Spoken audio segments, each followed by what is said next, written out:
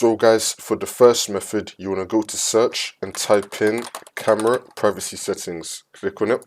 And now once you run this, make sure that you have camera access turned on. Make sure that you have let apps access your camera also turned on. Make sure that you have let desktop apps access your camera turned on. And if any apps that you use your camera for appear here, you want to turn that on as well. See if that works. For the second method, you want to go to search and type in device manager. Click on it. And now once you run this, you want to expand cameras. And now you want to find your webcam. You want to make sure that your camera is actually enabled. So you want to right click on it. And if it says enable device on it, you want to click on that. Make sure that your camera is enabled.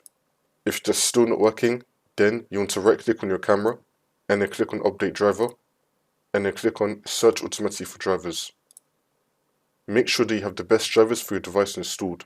If that's still not working, then you want to go back and then click on browse my computer for drivers and then click on let me pick from a list. If you see any drivers here that match your webcam name or that you think are applicable, then you want to click on it and then click on next and you want to install them. See if that works. Your camera may also have some drivers that you can find online through the manufacturer's websites.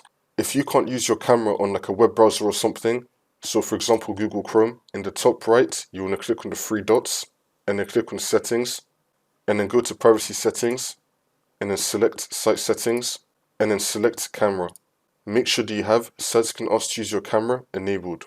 For the last method, you want to go to search and type in check for updates. Click on it. And now once you're on this, you want to click on check for updates. Make sure that your computer is fully up to date. Now you want to restart your computer. Hopefully one of these methods would have fixed your problem.